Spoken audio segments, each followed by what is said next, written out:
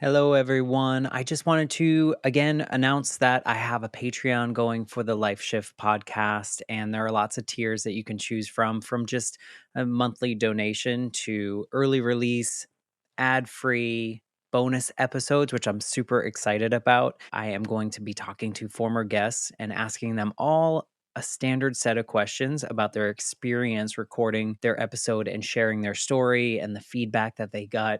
And I think that's really exciting. I also have 2 sponsorship plans where you can sponsor 1 episode a month or 2 episodes a month. And I know that I announced these names last week, but I just wanted to say again, thank you to Tracy, Sari, and Brian for sponsoring the show. It means a lot, and it's helping to pay production costs and help cover some of the new things that I want to try with the show. My friend Rebecca and Marissa and Jason and Stephanie and Kathy and Emily, I really appreciate your support. Some of you didn't want me to say your names, but I appreciate your trust in me that I will help provide value for what you're donating each month. So thank you. If you're interested and you're listening to this and you want to be part of the Patreon community that I have for the Life Shift podcast, the link is in the notes. Just come on over, choose a tier that you're interested in, become a part of the Life Shift podcast, and help support what I'm doing, sharing these stories with my guests. Once you do that, you open yourself up to be an even more authentic version of yourself because there are so many things that society tells us not to do. Society wants us to be quiet. Society wants us to fall in line or do, whatever society wants us to do, which prevents us from being our creative selves that we are. And so this moment in particular allowed me to go ahead and just say, you know what, whatever, people are going to look at me and I'm still here and I'm still living and I'm still okay. But their opinion of me really doesn't matter because I'm going to go home and have a nice meal and be with my loved ones. And that's that. So I just wanted to open up that as well, that, once you get past one thing that society tells you not to do, it really opens up any possibility for you to just be who you want to be. On this week's episode, I speak with my new friend, Cristina. And I think this episode is very important for us to share and us to talk about and to create more conversations. Cristina was originally going to come on the show and talk about their career journey and how they got to where they are and what they enjoy to do. But then, about a week or two before we started the recording, they came to me and were like, I'd rather talk about this particular topic because I think it's very important and I want to share it with others. And that's what I love about the Life Shift podcast is that people are trusting me with this platform to share their stories, and their stories are important. All of our stories are important. And I think that all of us, by listening to other stories, can get something really valuable out of it. So I hope that you enjoy this episode and you get something valuable or something tangible to take away from Christina's story. Without further ado, here's the episode. I'm Matt Gilhooly, and this is The Life Shift, candid conversations about the pivotal moments that have changed lives forever.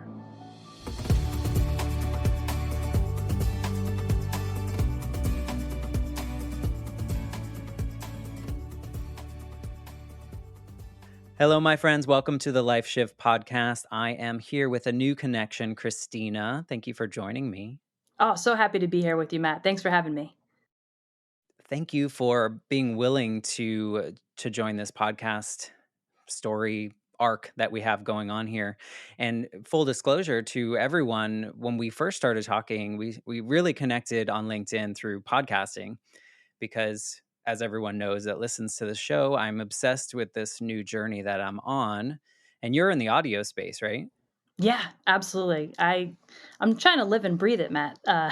Pretty much any hat I could wear, I'm trying to wear it. Yeah, trying to wear that. And so originally we were going to talk about kind of this pivotal moment into how you got into the audio space. And I hope I'm not divulging too much, but you came to me and you were like, "Hey, I've been thinking a little bit." And maybe it was from listening to other episodes or maybe just thinking about what you can share. And what you're going to share today is not about audio, and I think it's way more impactful, and it's a conversation that I think more people need to have, publicly, and I'm so honored that you wanna come on here and talk about it. Yeah, thank you. And thank you for being so receptive to it.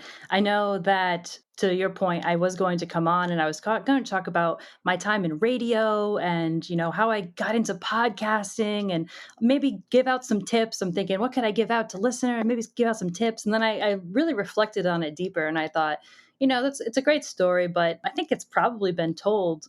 What is a more powerful conversation and something that people know about me, but I think people should know more about. And, I want to be as authentic to myself as I can. And I want to shine a light on this part of myself a little bit more than maybe I have in the past, because it's not something that I'm ashamed of. It's not something that I'm shy about. It's none of those things. I could not be more proud to be myself. And to the listeners tuning in right now, for you, what are we talking about? Well, we'll get there. Yeah, we will get there. We can't give it away just yet. We'll just, we wanna keep them hanging, and you did a really good job with that cliffhanger we got going on there.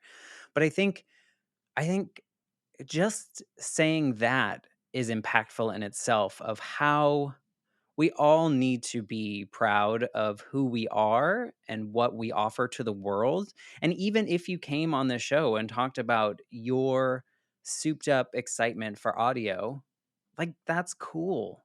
Like, you know, how lucky are you in this sense to find like a career space that you love and you want to live and breathe? Like, just that in itself is something that a lot of people are searching for. So I'm excited that that was the starting point, but where we're going, I think, is even more impactful just for the general audience of people that don't have these conversations. So we'll just dive right in.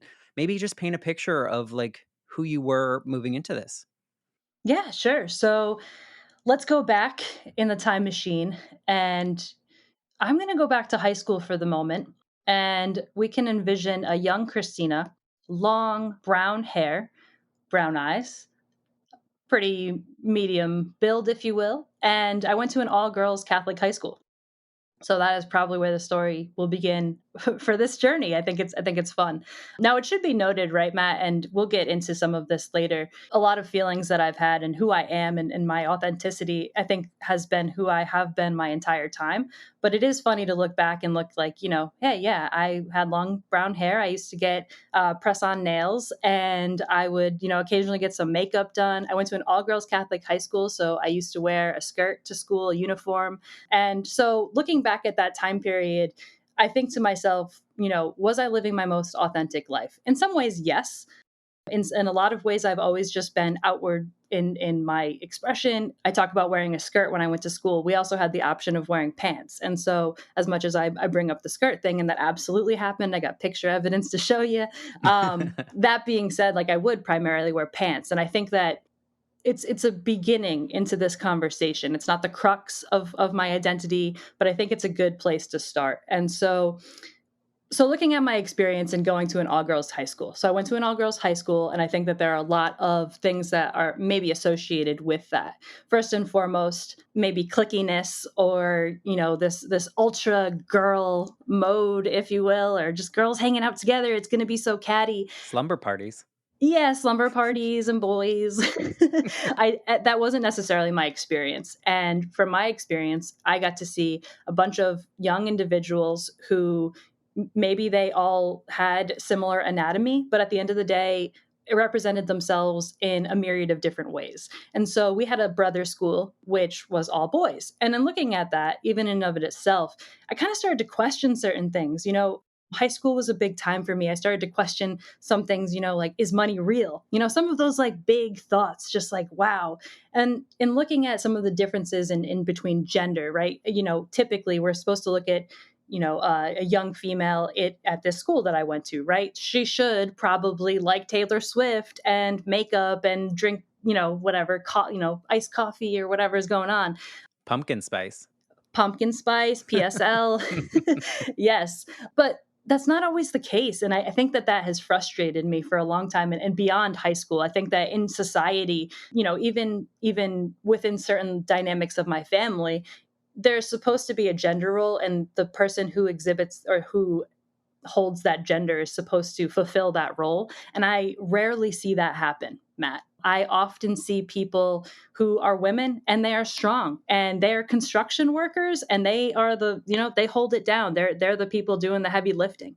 And I've seen men who are emotional, and isn't that beautiful? I think that that is so beautiful. And I think there's a lot to unpack with myself, who I am, and my authenticity. I'm going to spill the tea and I'm going to release the cat out of the bag, if you don't mind, Matt. Do it. But I'm non-binary. I am trans. I am non-binary, and I think that we have a lot to learn from one another when it comes to gender. I think that there are some insights that maybe people who are non-binary and trans have maybe explored to a deeper extent, and that's not to shame or throw shade at people who are not trans or who are not non-binary. But I think when you live an experience, then you have a deeper understanding of what that experience is. And so I'd love to have some of these conversations with you, Matt. I know I've just been going on and on, but happy to have these conversations. Yeah, and well, and I think it's interesting too because you start from this moment, and I'm sure it probably went earlier in your childhood, but this Right. moment in high school in which you're in an all girls, and it was a Catholic school, right? Yep. And so that's a whole other ball of wax. And no shade either way either, but there's a lot of norms, right? Or quote unquote norms, we should say, that society has placed on genders, if you will. Yeah. And until, fairly recently in the human experience, right? It's we haven't really talked about it. And so I think to your point, a lot of people were just conditioned as we grow up that, boys play with like G.I. Joe and girls play with Barbies and girls like pink and boys like blue. And full disclosure here, I was always that boy that was the crier, was the emotional boy, and it was like it felt like a shame, like I wasn't supposed to do those pieces.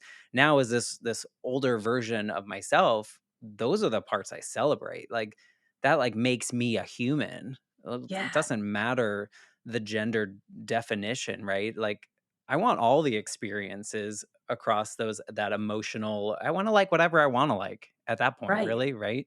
And so you're in the 16-year-old version.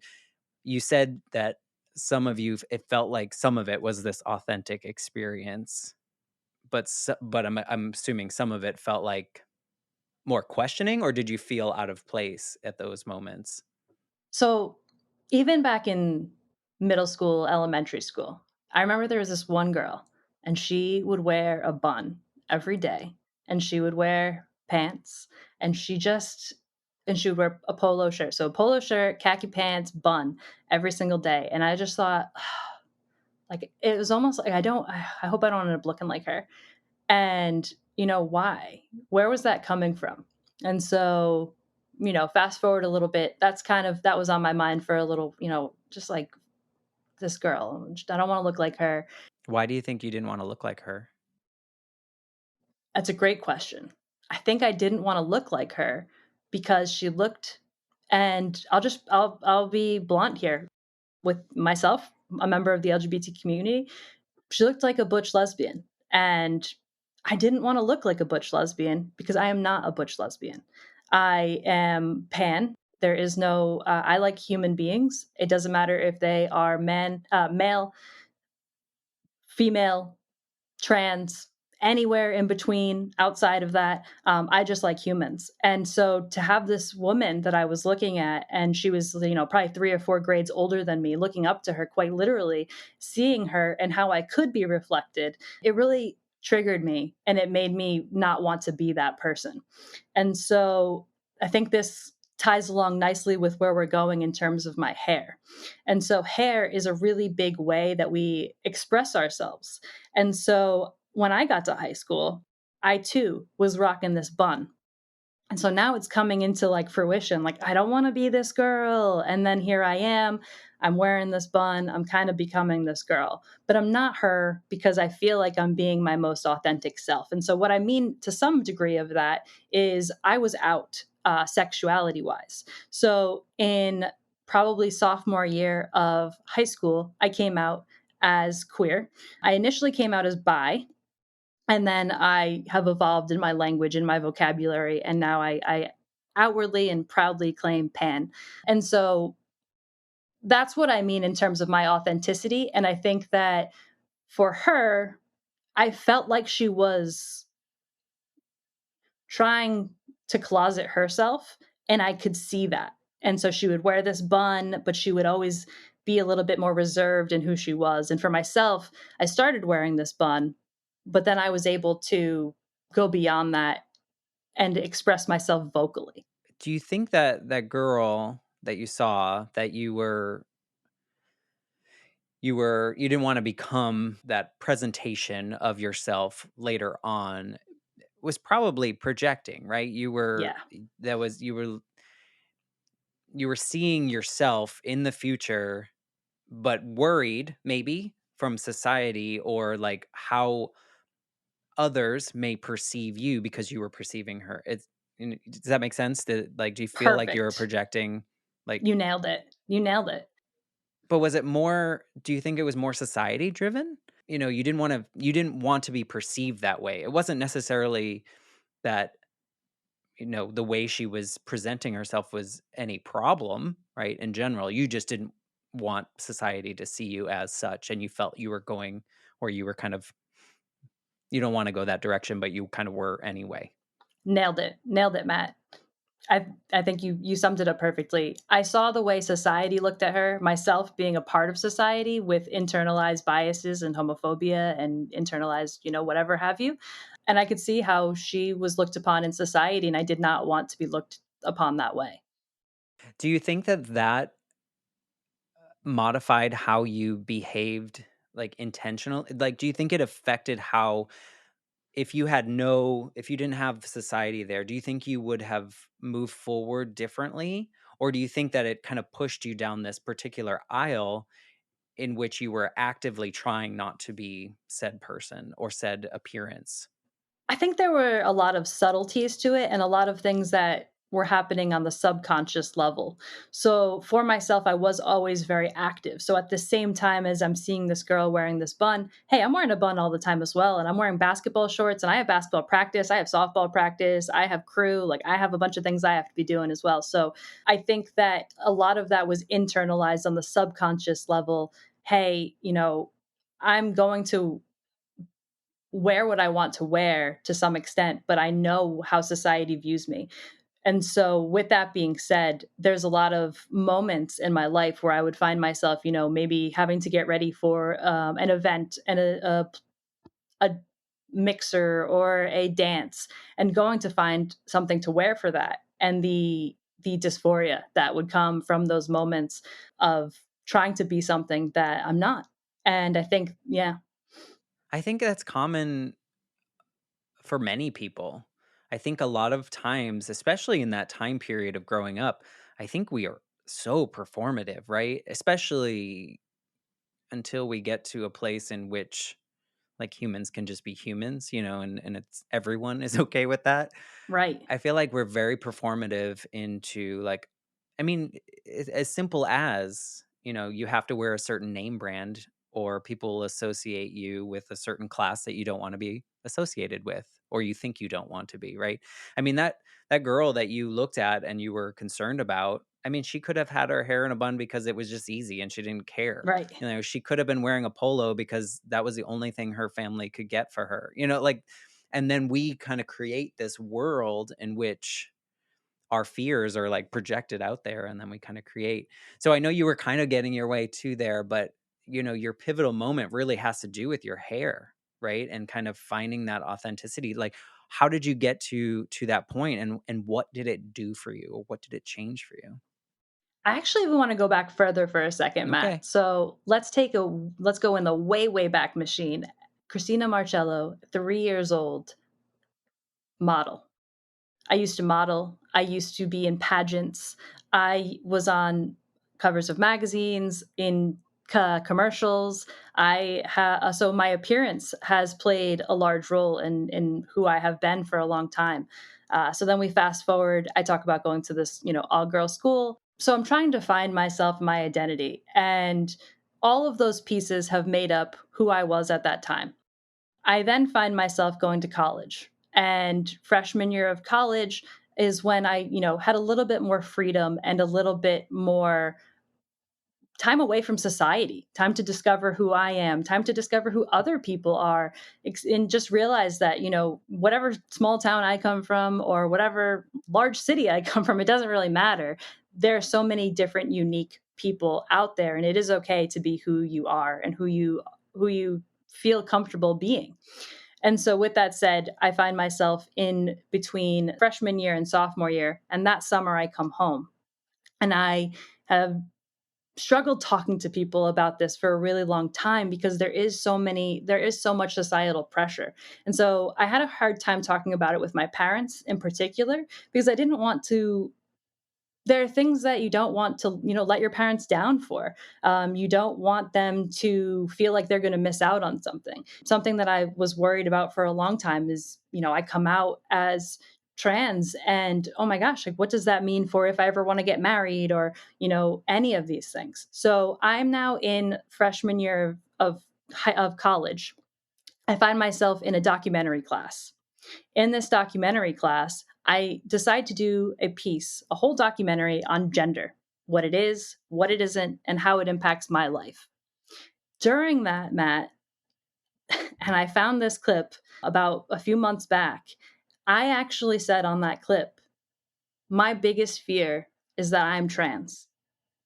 So I'm having these thoughts during freshman year of high school and reflecting on it and why and why and why. And then I see people that I emulate, see people that I would prefer to look like in certain regards. Of course, we all have expectations of ourselves and what we'd like, but mine didn't necessarily align to what society would have thought my views would have aligned with.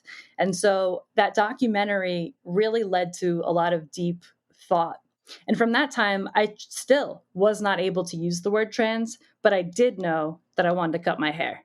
And so I went home that summer. I had a conversation with my parents, and I was pretty vague about it, but I told them that I wanted to cut my hair really short, and that's what I wanted to do. And they were supportive of it. And so I went to a salon with my mom. We just chopped it all off. I want to say the rest is history, but the story continues to build from there because I still, at that point, was not able to say I am trans. Do you after you got that hair, like when they spun you, I always picture like this movie montage of like someone goes through this big hair transformation. Did you see it as it was happening, or did you see it like after it was done? I saw it as it was happening, and it was like, whoa. It felt really great, but so scary. So scary because unknown. Well, an unknown too, but what I think about when you say scary is your fears, seeing the girl in the bun, your fears doing the documentary and saying like I'm scared to be, what if I'm trans? Like I don't, like, your fears are being project, like things are actually unfolding, and those fears were really just like, oh, I'm kind of moving in this like this is like, you're seeing the things, society looks at them a certain way, those particular fears, and then you're kind of making them happen. Yeah. Was it a relief at all? And you know what? It was a relief, Matt. It was a huge relief. There was a moment of like shock and like, wow, I did it. But then, I mean, ever since then, it's just been moments of, wow, I can't believe I did it, but I'm so glad I did. And there was a little bit of hesitancy afterwards, like you're talking about, in terms of, how's society going to handle this? So I went back to school. I went to school in New York City, in Queens, one of the most diverse areas in the world. And I would go on the subway. And in Queens, again, the most diverse city in the world, I was getting looks. And it was a noticeable difference between before I got my haircut and after I got my haircut. And I'm happy to divulge a little bit deeper into that, Matt. But one thing I want to say, and I want to make sure that I get out, is once you go against the grain and you give in to yourself, once you allow yourself to be your most authentic and true self, and you stop caring about what society says you should or shouldn't do, once you actively do something like myself. actively cut my hair, even though society told me not to. Once you do that, you open yourself up to be an even more authentic version of yourself because there are so many things that society tells us not to do. Society wants us to be quiet. Society wants us to fall in line or do, whatever society wants us to do, which prevents us from being our creative selves that we are. And so this moment in particular allowed me to go ahead and just say, you know what, whatever, people are going to look at me and I'm still here and I'm still living and I'm still okay. What their opinion of me really doesn't matter because I'm going to go home and have a nice meal and be with my loved ones and that's that. So I just wanted to open up that as well. That once you get past one thing that society tells you not to do, it really opens up any possibility for you to just be who you want to be. Was there something that actually triggered your desire to cut your hair? Like, was it doing that documentary, or was it, like, seeing in your research, seeing others that were kind of living more authentically? I think everything combined, and then also the zeitgeist of it all. And it was like I was watching this YouTube, and I'm going to shout out this YouTube, Beaver Bunch. There was this YouTube series back when I was in high school, so we're looking at like the 2010s, and by 2010s I mean I graduated in 2010. So before that, there was a YouTube called the Beaver Bunch, and there were LGBTQ individuals on that podcast, and it was essentially a podcast, but it was a YouTube, and they would each have one day of the week. And so somebody was a lesbian and they had Monday, and somebody was bi and they had Tuesday. And then, for a while I was watching, I'm like, what is this person doing on this show? Like, why do they have a cis guy on this show? I mean, I guess like it's good to have a different perspective. And then I found out that they were trans and I felt something. Hmm. I didn't know what I felt, but I felt something. Was it fear? I think it was both fear and acknowledgement that that could be my truth. And I didn't know that. I think that there's some level of we don't talk about this, Matt. Like we don't talk about what it is to be trans, that you can cut your hair. There are a lot of different things that you can do to your body to make it be something that you feel comfortable living in. And so to see that first was eye-opening for me, I think to say the least. From there, I have this experience where I'm now doing this documentary. I'm diving even deeper into my sexuality, but also my identity. And it just got to this point where it was like, I'm done. Like, I just have to be my authentic self. I also want to shout out Ruby Rose, who was an idol of mine at the time. And I brought Ruby Rose's photo in to the salon. And that was what we styled it after, which also to some level, I didn't bring in a man's photo, but I am not a trans man. I am non-binary, and so it does not necessarily mean that I have to fall into one lane or the other. I guess I'll digress there, Matt, but I hope that answered that question. Yeah, I mean, it's just interesting having these conversations because so much of what you've said so far, I think, is relatable to anybody Yeah, because so many of us grow up with society telling us, what I mean, back to what we were saying earlier in the conversation, is society tells us we have to act and be and look and do certain things to be validated, right? And right, so, like, even to your point of being like a 3-year-old model, like your existence at that point in time was based on people's approval and like winning things and performing at that age. And then, so much of it's attached to the way we look, and it's like, why? Like, when you actually stop and think about it, like, who cares what length your hair is? Like, that that has 0 definition of who you are as an individual. Like, it's just, and some of us can't grow hair, like, right, there are people that just can't grow. So what does that mean if they can't even do it, right? And so it's so much of it, like, this conversation. Yes, you're talking about things that a lot of people, one, don't understand yet because there aren't enough of these conversations out there.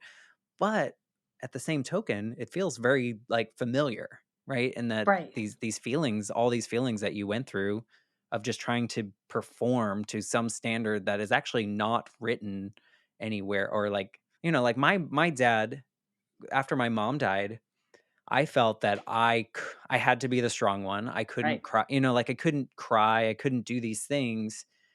I don't think he ever told me that that was the expectation. I put Right. that on myself based on who knows what. So I'm wondering how much of like your journey was probably just like self-inflicted society pressure, right? Of Yeah. you like assuming, not to minimize it, but assuming that other people would feel a certain way about you if you did something against the grain. Yeah. And so I think that there's a few things because I come into this conversation just knowing myself and my experience. And you're definitely right. To some extent, I would allow society to kind of hold me back. And by allowing society to hold me back, I was holding myself back. So it was self inflicted in that. But I should note again, a lot of these pieces of who I am, a lot of pieces of my identity, which go beyond clothing, which go beyond my hair, but those pieces, I was solidly fighting to be myself the entire time. Mhm. And like I mentioned, I would dress a little more masculine. I would partake in what society would deem more masculine activities, but pushing the boundary as far as I could until I would get, before I would get questioned. And what happened with this haircut is I stopped caring about that boundary of when I would get questioned. Because what does it matter? My answer to that question, I'd have little kids come up to me too. And I love when little kids come up to me just because, they are genuinely curious. They are not coming to say, they'll ask, are you a boy or a girl? And it's so cute. And it's like, thank you for asking. Neither, but thank you. And you just word the conversations in a different way with children, but they just come from such a nice and kind place of trying to understand. And I think we have grown up to be so conditioned with these boundaries and these set roles that we don't allow ourselves to open up our minds to see that there could be a deeper expression or more to it than we allow ourselves.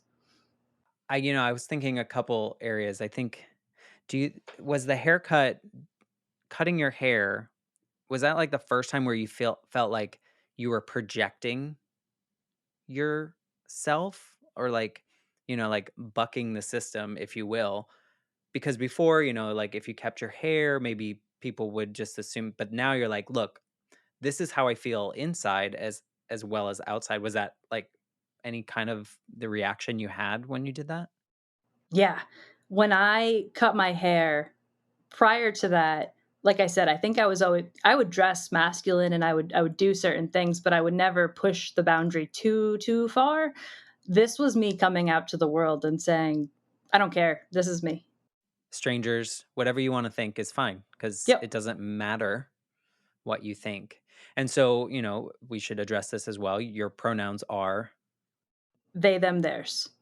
And so how do you, and this is a, just as I'll be, honest, how do you navigate this world with these pronouns and other people's conversations, and say, before we recorded, I told you, I said, I want to be as respectful as I can and do my best.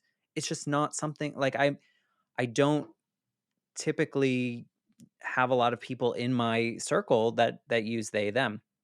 Yeah. And so how do you navigate this world? Like, what is that experience like for you? Interesting. Interesting, yeah. It's interesting to say the least. What I would say is I use they, them, their pronouns, and I will introduce myself to people as such. Hi, I'm Christina. I use they, them, their pronouns. From there, a few things that I would know. How do I navigate this world using these pronouns? With grace, with empathy, trying to be understanding. I understand that these are neo pronouns. And so, neo pronouns, as in we have grown our vocabulary to create new words that reflect people that have always existed. We just finally have language that's more descriptive of those people. And so while these people have always existed, again, the language is a little newer. And so I understand that for people, it's going to take a little bit of time to unlearn a lot of things that need to be unlearned for them to readily be able to use they, them, their pronouns in their regular vernacular. That being said, I wish that people who were stuck in a mindset of they, them, theirs is a plural. that that's a plural word, that they is plural, that it is a word that we use singularly quite often. I don't know who left this. And so, like, they, I just said it, they left this. Who is they? We don't know. And so it's gender neutral. And so for me, I actually have never said this publicly, Matt, but what I will say to you is that in my world, I think they, them, their pronouns is gender neutral. And so before somebody would tell you what their gender is, you would probably just use gender neutral pronouns so that you could be respectful moving, just I don't know who you are, so I'm just going to be neutral about it. Right. So in my world, I think my pronouns would be the easiest for everybody to use. And that, the differentiators between he and she, or people use Z or whatever you might use, that those might actually be a little more difficult. So for me, it's just a little interesting and a little funny because I feel like it should be so easy, but I understand why it's not. Yeah, and we're in different generations. So I'm in my 40s, and so up until, I mean, I would want to. I don't know, the last like maybe 10 years, as it feels that it's more. It's Yeah, progressively getting more public, I guess, in the sense of more mainstream. That's the word I was looking for. And to that point, I was talking to a friend today before our conversation, and there's a Apple Fitness instructor that I follow on Instagram. I'm not going to say her name, but they just had a child, and when they refer to their child, they refer to the child as they them. And because her and her husband want the child to declare right, in which they feel. And I think that is so like what we need, to your point of like that's where it should start, right? right. And it's so and I mean, if we're being honest, I think it's gonna take a little bit longer for people to unlearn and to relearn and to get comfortable. But I think what's nice about what you're saying is that if we can all go into these conversations with the empathy and with the care from your side, my side, that we're doing the best that we can and we're trying to unlearn, if you will. I think that's the best place to start, at least from my perspective. Would you agree? Like we do our best. I would agree that we just need to be open minded and do our best. One thing that I would add as well is there's a level of respect that goes around it as well. Mhm. You might not understand why I use they, them pronouns. You might not understand they, them pronouns at all, but it should be known that I know myself and I know my gender better than you could ever. And I use that, the you, of course, is general. I'm not specifically talking to you, Matt, of course, but but it should be known that I, of course, know myself better than anyone else could know me. And so to actively not use the pronouns that I am asking to be used feels very disrespectful and offensive and presumptuous that you may know myself better. And I don't say that to come off testy, but it is a sore spot that I think, again, needs to be discussed because they, them, their pronouns are again seen as something, especially in the hyper political world that we find ourselves in and this divisiveness that we find ourselves in. It seems as though, there are a lot of people who think this is just the new liberal craze. And I don't mean to bring politics into this, but when you live as a trans person, your life is political in terms of what bathrooms can be used, in terms of, anything that you can really do. And so I say all of this to say it is not a political statement. It is a personal statement as to who I am. I mean, I agree. I think it's hard. It's almost like, I tell you my name's Matt. I'm trying to I don't want to make this seem small, but like I tell you that's what you call me. And if Yeah, you start calling me like Jacob, this is also a disrespect. And, in a sense of like, you should be the one telling me how you want to be referred to as, whatever that pronoun is, whatever your name is. And so I think we just need more conversations like this. And I think more open honesty, because I think there are going to be people that just need to be educated. right. Let's have a piece of education right here as well. I love to have this conversation, Matt. I am non-binary, which again means that I am not on the binary spectrum of gender. And so, if we look at a binary, of course, binary, two things, man, woman. I would be non-binary, which is neither of those things. Also, all of those things and nothing in between. Also, at times, I find that I can be agender. Now, how can you be more than one thing at once? Because that is life, because life is full of duality and moments of fluidity. And so we are not in a constant state by any means. Anyway, I introduced that to say I'm agender as well at times. And so by agender, I mean that I do not perform any genders at times. And I also do not believe in gender a lot of the time as well.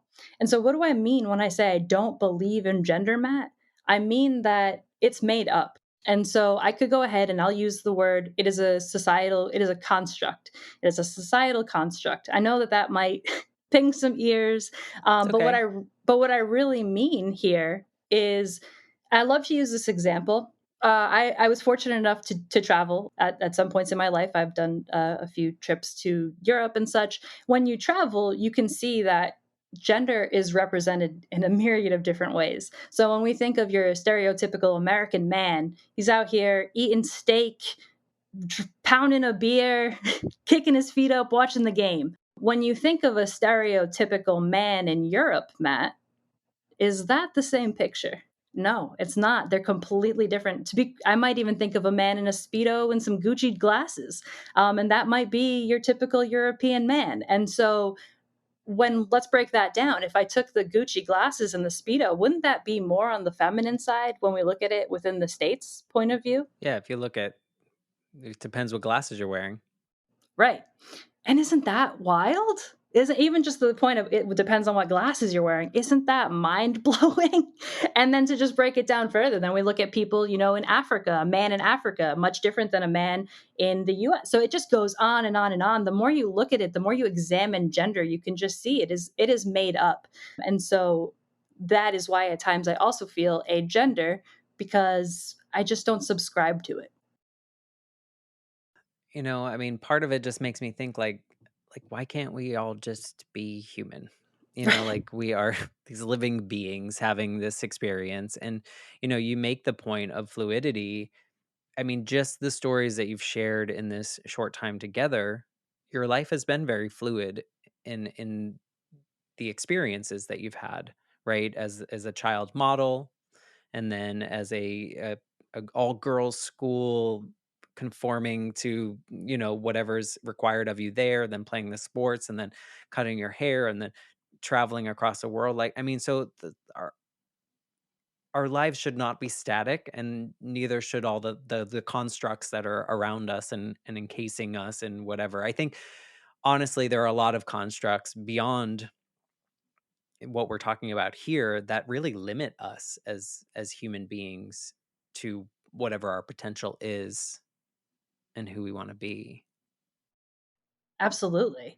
I I would refer to another incredibly wise individual, and I'm not sure if you're familiar with them, Alok Menon. If you are listening to this and you are not familiar with Alok Menon, their name is ALOK space VAID dash MENON.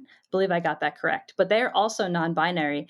And they speak to a lot of amazing points, such as what we're talking about today, Matt, being that some of these issues that trans people, such as myself, encounter are issues that we all encounter. They're just human experiences. There might be parts of my body that I don't like and that I would like to change. I would gander to imagine that everyone on this earth has experienced that to some degree. Maybe it's not to the degree that I have experienced it, or maybe it's more than to the degree that I've experienced it. But these are all just human issues. And when we talk about trans issues, we talk about gender and we talk about the roles that we're supposed to perform within gender. That's not fair to cis people either. Cis, as in people who are born their sex matches their gender. And It's not fair to cis people either. So these trans issues, these politics that come up surrounding trans people, it is not just my fight. It is not just the trans fight. This is impactful for cis people because it is impactful for humans. The moment you tell me that I can't use a bathroom because I cut my hair is a moment that should be scary for you as well, because it means that you're, if you act outside of the role that you are supposed to be performing in, there could be backlash for you as well. I hope people listening to this, especially people that are maybe this is new to them and or it's not in their inner circle, that they listen with an open mind and understand that we're having a human conversation right here, right? And that we all deserve the same things. We deserve the same love, we deserve the same rights, we deserve whatever someone else is getting. Why, like, what is different about me, that I can have this right, as a white man, and you can't have it just because, like, well, that doesn't make any Right. sense. When you break it down to just the fact that, this is a human experience and this is how you are experiencing the world and why am I going to tell you how you should be experiencing the world? Right. I shouldn't. Or I shouldn't tell you how to do it either, and that was your life, like, kind of till you cut your hair, right? And the fact that you were scared to become this. You were scared to become the next thing. But at the end of the day, that was because whatever you had grown up, kind of hearing from other people was like kind of creating that fear. When at the end, if you were taught from early on, not to say anything about our parents, but if you were taught from early on that, like, be whoever you are and whatever you are is okay. You're human. Yeah. I should shout out my parents. I do want to say that they have been incredibly supportive. That's amazing. Yeah, and I'm so thankful to have them in my corner every day. So I do want to make that note. And I, mom and dad, if you're listening, thank you. One thing I wanted to say too, though, Matt, is, and I don't know if you want me to go there, but I'm gonna go there. We talk about this is a human experience. I mentioned the point of maybe there are things that I want to change about my body that other people want to change about their body.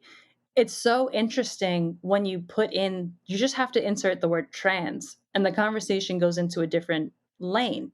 If I were to tell you that a cis woman went and got implants, I just call it a boob job. Like a woman went out and got a boob job. Like, good for her. How much does that impact really anybody's day? A woman goes ahead, or anybody goes ahead, and they get married. They then change their name. Now they're Mr. XY, now they're Mrs. XYZ. And people just change over like it was nothing. It's clearly easy to do. And I don't mean to go on a rant. I don't mean to come across in an aggressive manner by any means, but these are points that I'm passionate about. And I just wanted to get them across.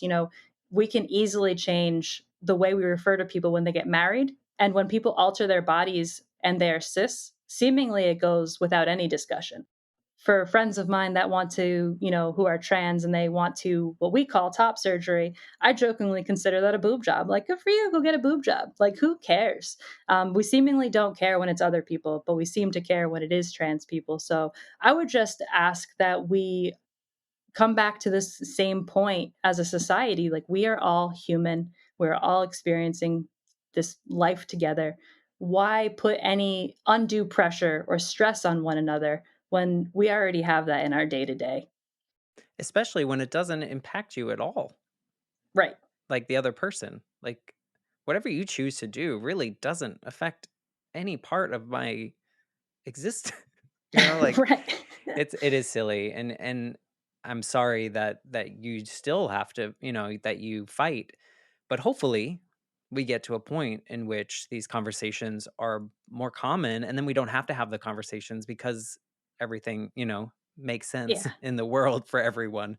I mean, I have hope that we'll get there. I feel like the last however many years, I can never pick a number apparently, but however, I feel like we're talking more Yeah. and things are more mainstream, and hopefully these conversations, I mean, hopefully we change one mind in this conversation, right? I mean, That would be a success. right? If you don't mind, and to me, change a mind as in allow somebody to open up their mind to examine something that maybe they don't personally align with or agree with, but they're able to accept it and digest it. That would be the success for me. I know when we talk about sexuality or trans, gender or any of these things, there is some level of conversation that can come up around grooming and people trying to persuade other people to change themselves. And I just want to address that. For myself, the change that I wish to see in the world is empathy, openness, and understanding. 100%.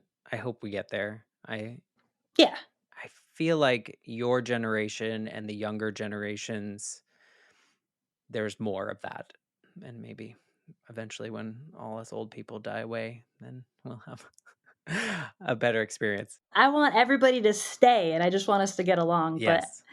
it's a big dream. It is a big dream, unfortunately, but like we said, we're having this conversation now, which I think is important just in its sense of whoever's listening to this. I hope that you just take a moment and just think about it and be willing to understand that that's someone else's journey. It doesn't have to be your journey. It doesn't have to be your experience to understand it. Oh, so I like to kind of wrap up these conversations with a question, and this whole time I'm thinking, what would current Christina say to that version of you with the long brown hair that we started this conversation with? What could you say to that person right now? Off the cuff, straight up honest with you, I would tell past Christina, cut your hair, do whatever you want to do to your body. It does not matter because it is your body. It does not impact anyone else. And you will still be the person you want to be. I think what I would also say to some degree is not to be cliche. So I wouldn't want to use these exact words, but it gets better. It's okay to be authentically you, no matter what. Just do it. We said this before. I mean, I think that truth can be said to anyone, Right. right? Like that advice works for all of us. Like just lean into your authenticity. And we shouldn't have to be brave about it, but if that's the word we want to attach to just living out loud, then let's do that for more people. Let's make it a safer space for people to just be however they want to be. Yeah, As long as it doesn't hurt me, why should that matter, right? exactly. Well, I appreciate you joining me on the Life Shift podcast. I know this is a conversation that needs to be had, and I'm so glad that we changed the topic. Maybe we'll have you on about audio at some point, but I think this was much richer and really valuable, and I appreciate you. Thank you. And I appreciate you, Matt. I appreciate you being open to have the conversation and creating a safe space for this conversation to be had. I truly, truly thank you from the bottom of my heart. It is it's an important topic and I appreciate your willingness to have it. Well, thank you. And for those of you listening to the Life Shift podcast, if you are enjoying Christina, you can tell them to rate and review 5 stars, of course. It just helps all of us. And if it does nothing for the charts, it helps fill my soul with goodness, but only if it's a 5 and only if it's a good review. But anyway, so we'll be back next week with another episode of the Life Shift podcast, and we'll see you next week.